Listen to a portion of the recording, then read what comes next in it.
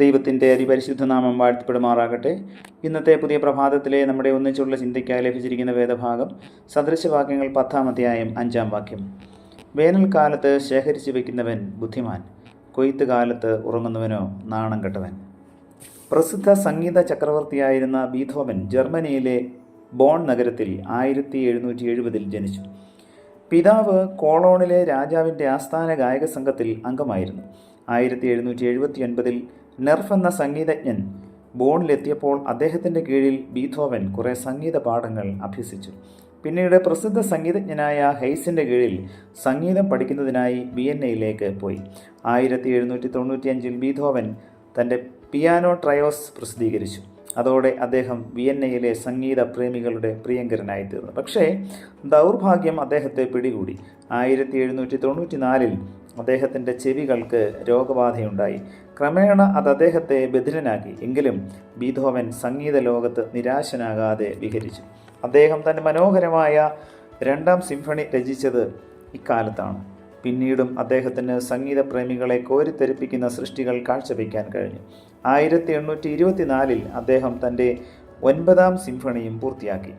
1824 Beethoven തൻ്റെ ഒരു സംഗീത പരിപാടി വിയന്നയിലെ ഒരു തിയേറ്ററിൽ നടത്തുകയായിരുന്നു. അദ്ദേഹത്തിൻ്റെ പരിപാടി ആസ്വദിക്കാൻ വന്ന ആസ്വാദകരെ കൊണ്ട് തിയേറ്റർ നിറഞ്ഞു കവിഞ്ഞു. ബീഥോവൻ സംഗീത നോട്ടുകളിൽ ദൃഷ്ടി ഉറപ്പിച്ചുകൊണ്ട് ബാറ്റൺ താളത്തിൽ ചലിപ്പിച്ചുകൊണ്ടിരുന്നു. സംഗീതം ഉയർന്നു. സംഗീതോപകരണങ്ങളുടെ ശബ്ദം തിയേറ്ററിൽ ആഹ്ലാദകരമായ അന്തരീക്ഷം സൃഷ്ടിച്ചു.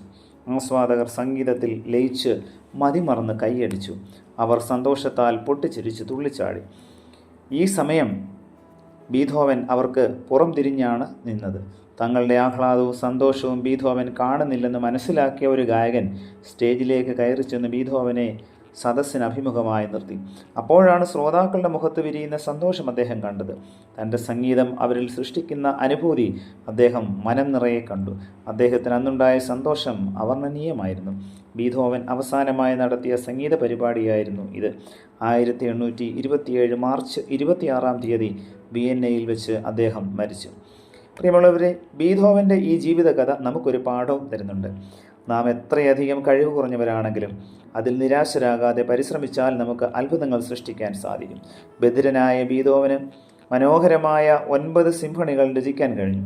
അവ സംഗീത പ്രേമികളുടെ മനസ്സിൽ ജീവിക്കുന്നു. പലരും തങ്ങൾക്കില്ലാത്ത കഴിവുകളെ ഓർത്ത് ദുഃഖിക്കുന്നവരാണ്. നന്നായി പാടുന്നവരെയോ പ്രസംഗിക്കുന്നവരെയോ അഭിനയിക്കുന്നവരെയോ കാണുമ്പോൾ ഈ സിദ്ധികൾ ഒന്നും എനിക്കില്ലല്ലോ എന്നോർക്കുന്നു. അതിൽ വിഷമിക്കുന്നു. ദൈവം തനിക്ക് യാതൊരു കഴിവും തന്നിട്ടില്ല എന്ന് പറയുകയും ചെയ്യുന്നു. ഈ ചിന്ത ശരിയല്ല. ദൈവം ഓരോരുത്തരിലും ധാരാളം കഴിവുകൾ നിക്ഷേപിച്ചിട്ടുണ്ട്. ആ കഴിവുകളെ കണ്ടെത്തി വളർത്തണം. അപ്പോൾ ജീവിതത്തിൽ വലിയവനാകാൻ സാധിക്കും.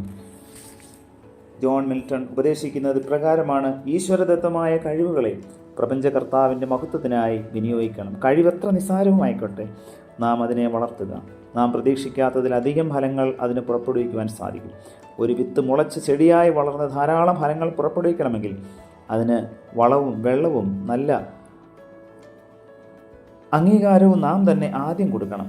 കുറേ കഴിയുമ്പോൾ മറ്റുള്ളവർ നമ്മെ അംഗീകരിക്കും. അതുകൊണ്ട് പ്രിയമുള്ളവർ, ദൈവം നമുക്ക് തന്നിരിക്കുന്ന ദൈവികമായ താലന്തുകൾ, ദൈവികമായ കഴിവുകൾ ദൈവനാമ മഹത്വത്തിനായിട്ട് ഉപയോഗിക്കുവാനായി ദൈവത്തിൻ്റെ പരിശുദ്ധാത്മാവ് ഇന്നത്തെ പ്രഭാത ധ്യാനത്തിലൂടെ നമ്മെ ഓരോരുത്തരെയും സഹായിക്കട്ടെ. പ്രാർത്ഥിക്കാം. പ്രിയ കർത്താവേ, നൽകിയ വചനത്തിനായി നന്ദിയോടെ സ്തോത്രം. അങ്ങ് ഞങ്ങൾക്ക് നൽകിയിരിക്കുന്ന വിവിധങ്ങളായ താലന്തുകൾക്കായി നന്ദിയോടെ സ്തോത്രം. ദൈവനാമ മഹത്വത്തിനായിട്ട് ഉപയോഗിക്കുവാൻ കർത്താവെ നീ ഞങ്ങളെ അവിടുന്ന് സഹായിക്കുക. ഞങ്ങളുടെ കുറവുകളിൽ പിറുപിറുക്കാതെ കർത്താവ് ഞങ്ങൾക്ക് നൽകിയിരിക്കുന്ന എല്ലാ നന്മകളെയും മനസ്സിലാക്കിക്കൊണ്ട് സന്തോഷത്തോടെ ജീവിപ്പാൻ അവിടുന്ന് കൃപ ചെയ്യണമേ. പുത്രൻ്റെ നാമത്തിൽ പ്രാർത്ഥന കേൾക്കണം പിതാവേ. ആമേൻ.